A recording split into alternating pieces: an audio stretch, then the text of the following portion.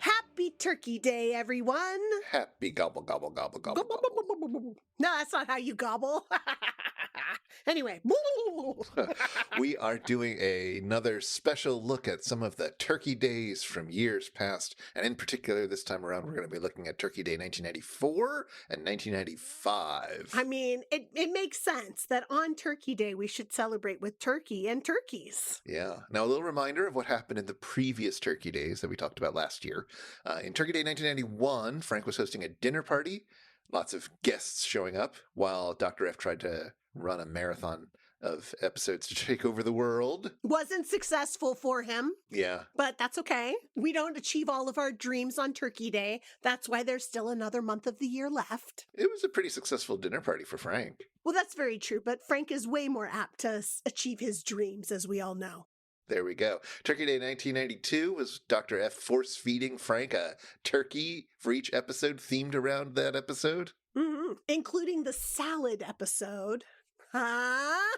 And Turkey Day 1993 was when Comedy Central didn't offer Best Brains much money to produce bumpers, so they said, no, that's not enough for us to work. We can't do it on that budget. And so they decided to host an impromptu party at Debbie's house. Oh, Debbie, what a good Thanksgiving Day she had. No, I think it was incredibly stressful for her. It's true. All right. Well, we all had a really great time at her house, so... Yeah, and of course it wasn't happening on Thanksgiving. They had to film it weeks earlier, but that's all good. So we talked about that last time, and this time, let's start with Turkey Day 1994. 1994 was a glorious year for all of us, Chris, and most especially for our good friend, Adam West. Yeah. Oh, this is the Adam West year. Yes! Oh, I have such fond memories of this one. The cheesy gourmet, the king of fromage, the cheesiest turkey of all. Yes. And Whitman alum.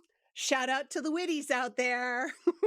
All right, since nobody's going to know what you're talking about, you want to explain that? Sure. Well, I think we've talked about it on the pod before, but just as a reminder, Adam West is a graduate of Whitman College from Walla Walla, Washington, home of the Wishy Washy Washing Machine Company, and Acme, of course. And I am also an alum of Whitman College. So, you know. And a witties are what we call each other. That's WHITTIES, not WITTIES, because, you know, we aren't, but we are. Did Adam West ever visit your school while you were there? If he did, I didn't know about it. But 1994 was a year that I was there. So it seems like he was on Comedy Central instead of visiting glorious Walla Walla. Oh, well. Yeah.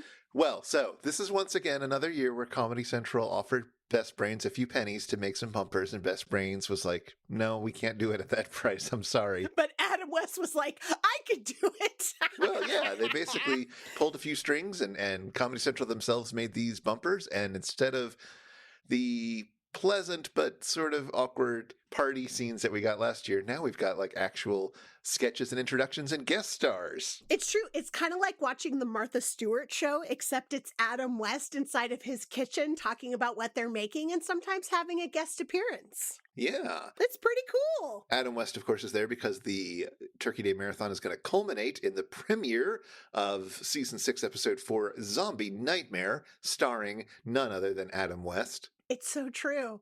And it has one of my favorite riffs ever, that is not the same actor. It's so good. Yeah, it's a real good episode. Mm-hmm. Most of the bumpers are just the introductions, although there are a few that are sort of placed like commercials between things. It's true. And of course, there's the running mantra that Adam West has with the I feel no pain, I feel no pain. Like, hey, I can go through 28 hours of the worst movies ever, some of which include me.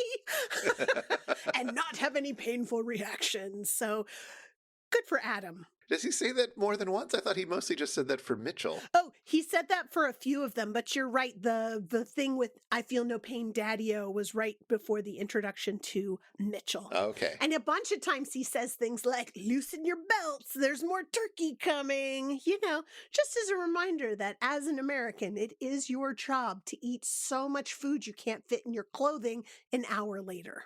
Yeah. He likes to point out when the episodes star friends of his, like when Kitten with a Whip comes on with John Forsythe and Anne Margaret. So that's fun. It is actually. I thought I would be more annoyed by that than I was, but I thought it was cute. And he also serves up each film, not as a decorated turkey like in that one year, but as a film reel that's been plated with lots of fruit or vegetables or whatnot, or sometimes other, they do giant Gila monsters, so they've got a little plastic lizard in there for that one, and it's perfectly charming. Totally. They have a soup tureen with the film in it. It's pretty nice. It's very Martha. I didn't think about it while I was watching it, but it is so Martha the way he's doing this. Yeah, sure, of course. I mean, I think it's any daytime TV show in a sense, but it is totally Martha, although Adam West is very much being Adam West. Yes, it's true. He's got the lovely cadence. He's got everything. It's complete comfort watching to see Adam West. It really is. Absolutely willing to be Adam West for this. Yeah. He embraces the Adam Westness of it all. Which, of course, means that he's going to have that fabulous Adam West cadence. He's going to have almost no facial movements except for his mouth because he's used to wearing a mask that's covering almost his entire face. So it works out. But we also get a few other visits. Robert Vaughn comes in, projected on the oven. I know, live via satellite. Yeah, live, quote unquote, live via satellite to help introduce Teenage Caveman. Don't break my dreams here, Chris. It's live. Sure looks it. And then Beverly Garland does show up live in the studio. That's so much better. I did not realize that she was in 3 of the movies in this marathon. I mean, that's just astonishing. Yeah, they do a little Beverly Garland block of It Conquered the World, Swamp Diamonds, and Gunslinger. It's great. It was lovely to see Beverly Garland there. I don't know as I would have recognized her from her turn in Swamp Diamonds, which is one of my favorite Corman movies that they do. There you go. She is having a lot of fun with Adam, playing off each other. Oh, yeah.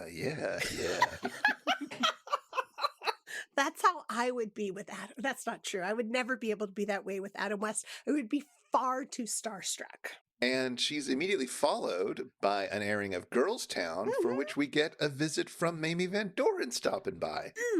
And Adam West has this fabulous recipe that he talks about what makes Girls Town so amazing. And it's like, 3 cups of Paul Anka, but it's self-rising Mamie Van Doren, which Yep.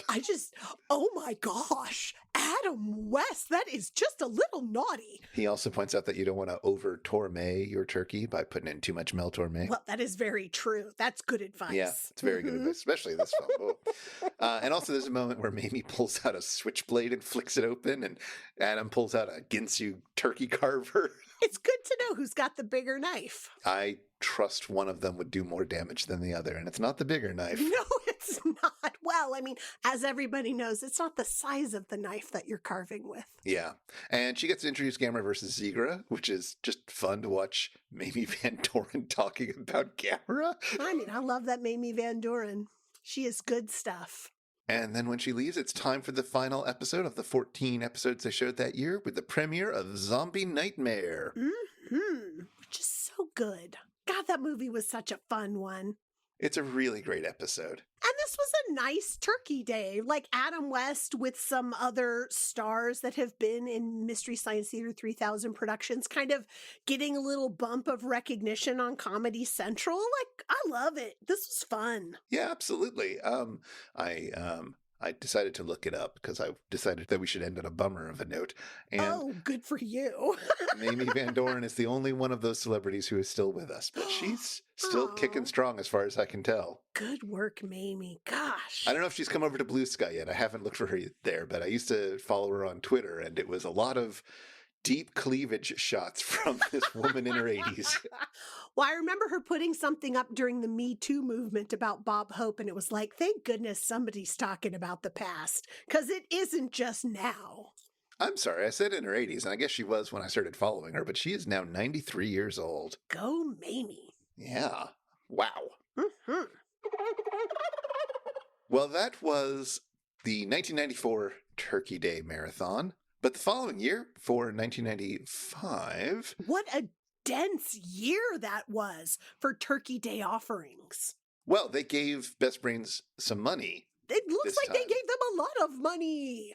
Oh my gosh. Well, yeah, they gave them enough money to convince them to make bumpers. And MST3K had a lot of things to promote that year. What with an upcoming Convention Con Expo Festorama 2 Electric Boogaloo. I love anytime something is the sequel and it's something to Electric Boogaloo. I'm so glad that I am not the only person who makes that joke. I mean, when I make it around teenagers, no one understands it. That joke has been made a fair number of times over the years. Well, it's a good joke, Chris. I suppose. Have you actually seen the movie? I have. It's true. I mean, I felt like if I was going to make the joke, I really had to put in the time and know what I was talking about. Break into Electric Break Boogaloo. into Electric Boogaloo. It is a masterpiece. It is not a masterpiece, but it is entirely worth watching for a dance movie. You know, I'm down. I've only seen clips, I have to admit. I guess I'm a fake fan.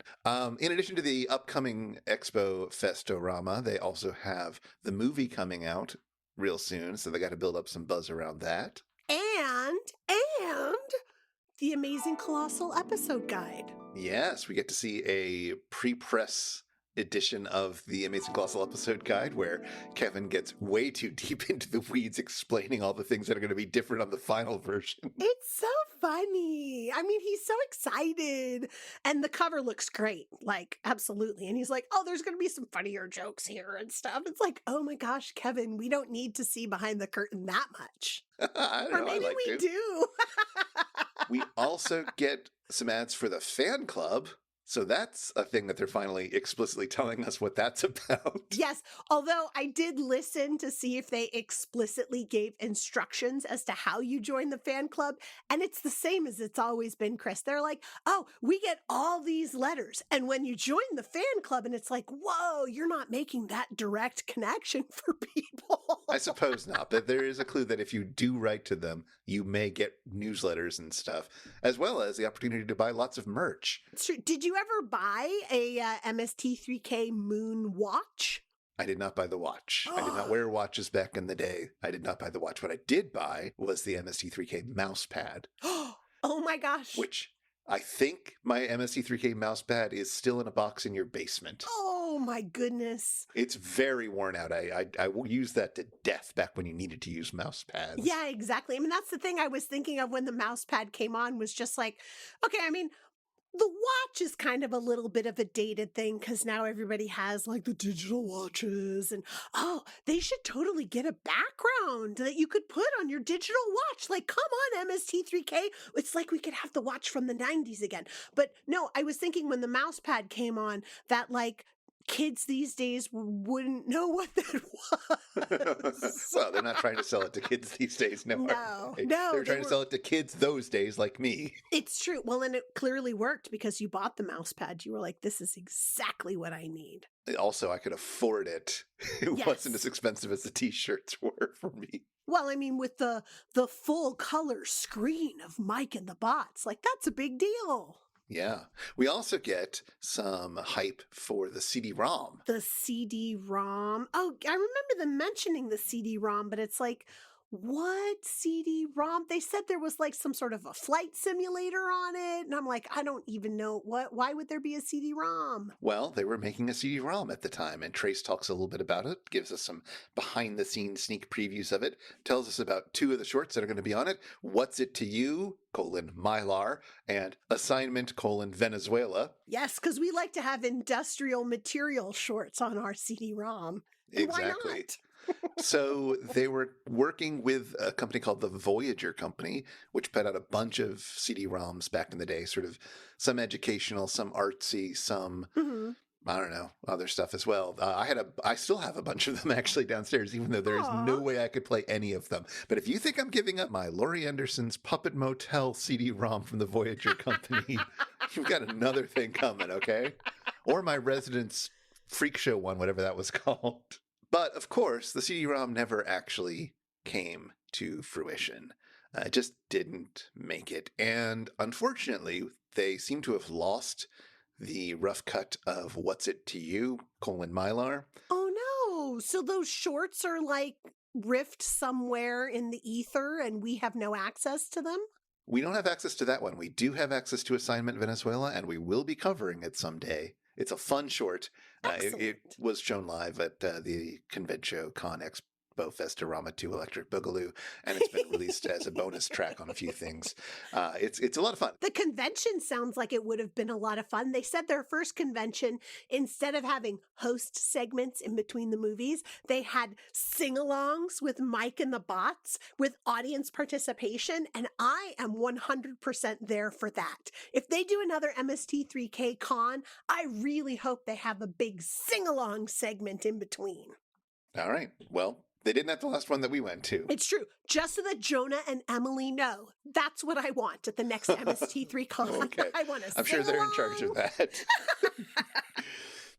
Well, actually, before we get to talking about the plot of these episodes and this dinner party that Frank set up, which Dr. Forrester has to endure, we should mention that this one is not called Turkey Day officially. Officially, it's called the MST3K Anthology. That's confusing. It would have been a little clearer in 1995 because the MST3K Anthology was airing simultaneously, at least for part of it, with the third section of the three-part Beatles anthology of documentary TV shows that led to albums, that led to everything, that were getting so much hype in 1995. Oh my gosh, I forgot. Is that when the three remaining Beatles did a cover of a John Lennon song and made it a Beatles song? Was that? Am I remembering that correctly? Yeah, it's not so much a cover as they took the existing demo tape and cleaned it up a little bit and then added a bunch of extra stuff to it. Added the other three Beatles to a John Lennon song to make it a Beatles song, essentially? Yeah, exactly. Wow. So, yes, Free as a Bird came out of that. It was premiered at the end of episode 1 of the anthology, which had aired on like the weekend before, and then Wednesday and Thursday, Thanksgiving Day, are when the other two episodes aired. And as somebody who was not only a big fan of MST3K, but also a big fan of the Beatles back in 1995, I don't remember what I did. Did I somehow manage to like videotape both of them? I know I watched all of the Beatles anthology, and I can't imagine I wouldn't have taped it, though I'm also pretty confident I never rewatched that tape.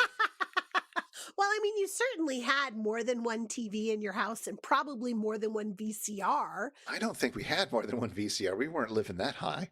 In 1994?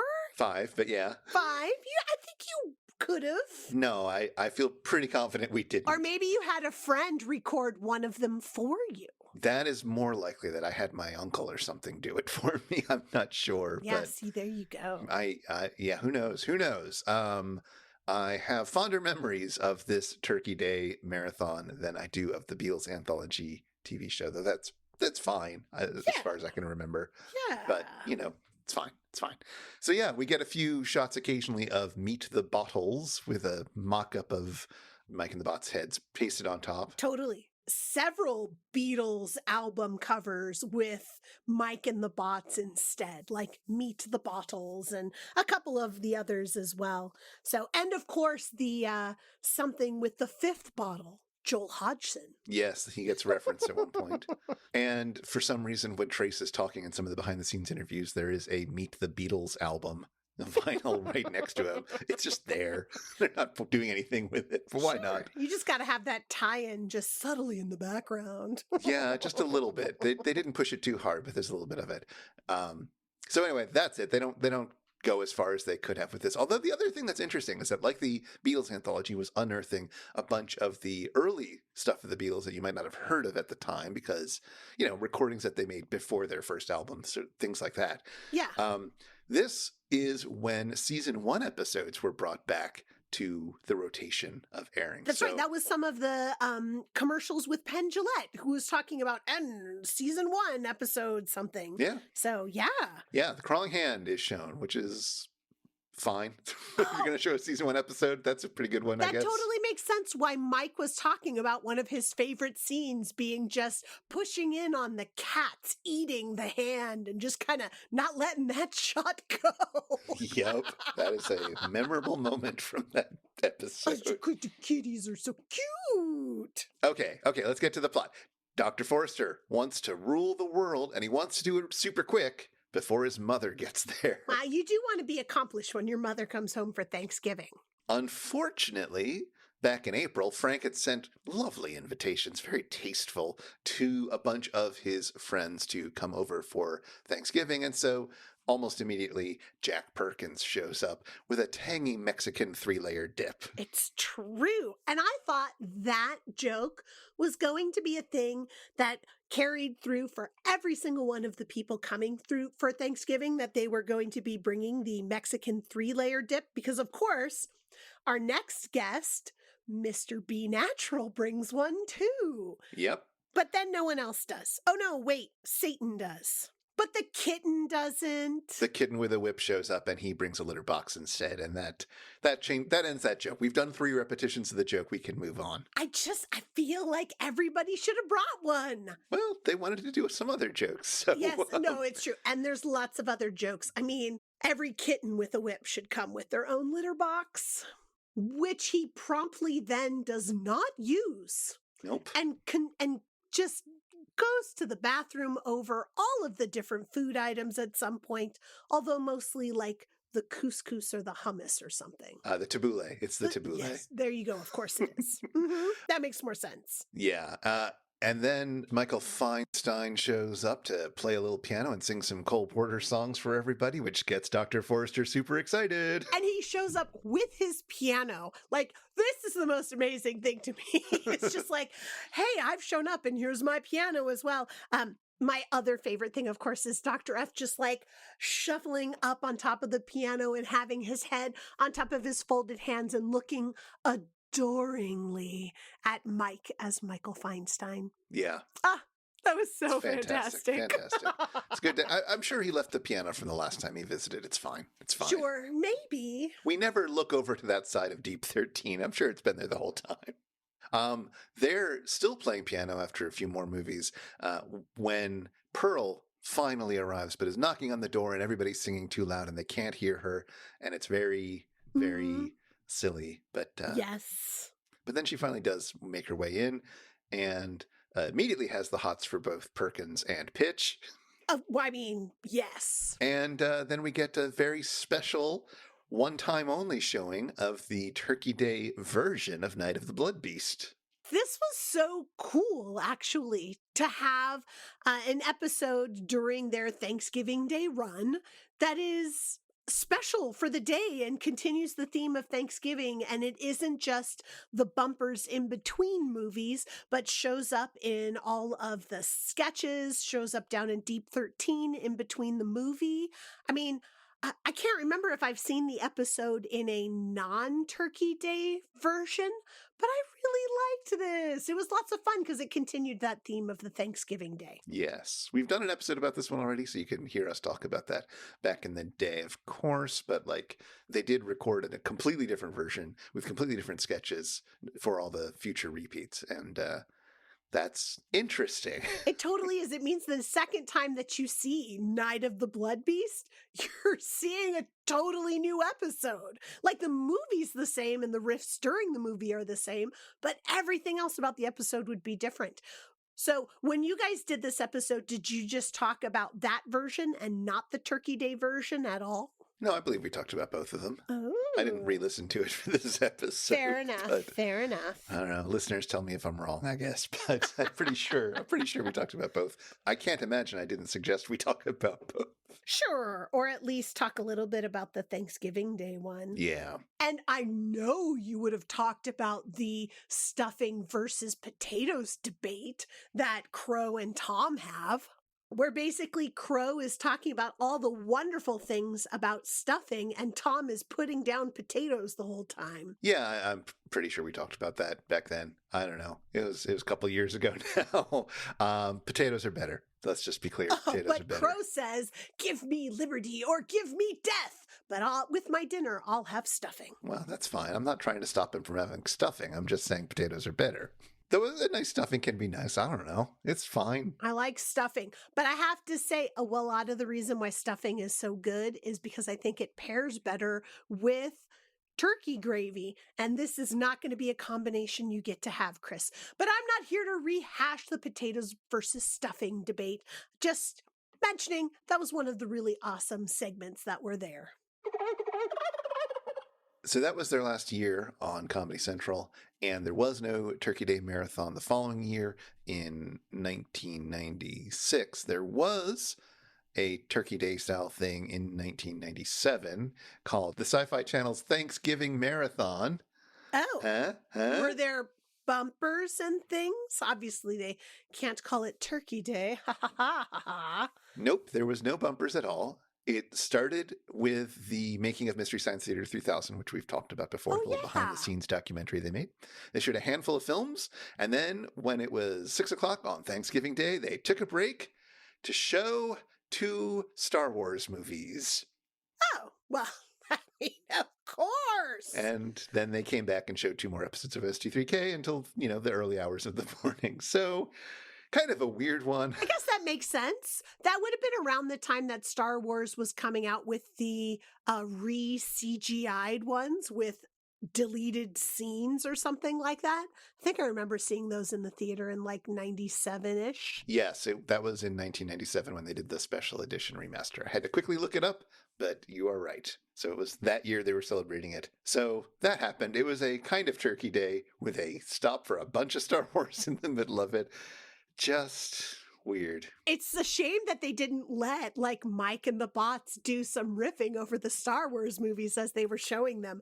I would be so interested to hear what kind of riffs they would do in a Star Wars movie. That would be so much fun to listen to. Well, I mean, you can because they've riff tracked them all. Yeah, that's not, well. That is the same. It's the same true. as the It same is people. the same. I was going to say it's not, but my goodness. It is. Well, it seems like my Thanksgiving dreams have already come true. And so that happened, and then they took many, many years off, and the next Turkey Day was not until 2013, which perhaps we will talk about that another time. Another time. Instead, we get to look forward to this year's Thanksgiving festivities. Yeah, the Turkey Day Potluck of the Stars Marathon is what it's being called. It's going to be just like the Adam West one, only it's hosted by Jonah. And all of our favorite stars are going to come by. It's going to be great. And they're going to be showing Final Sacrifice, which is not a movie they've had the rights to show for a long, long time because the director is very, very protective of those rights. So don't know how that's happened, but maybe that means everybody gets to see that episode again. Excellent. That'll be lots of fun. So, Chris, is that how you're going to be celebrating your Turkey Day? I mean, I'm definitely going to poke in, absolutely, and watch some MST3K episodes. I might try to, catch some of my favorites. I'm very curious about the host segments, so I'm looking forward to it. Me too. I don't know how much I'll be able to watch because, of course, Thanksgiving is also a day that we not only gather together to watch cheesy movies, but also see family and eat hordes and hordes of food. I mean, as an American, I intend to eat so much that I can't fit into my clothes anymore. It's tradition. All right. Gobble, gobble, gobble. Gobble, gobble, gobble. No. I say gobble. Gobble, I say.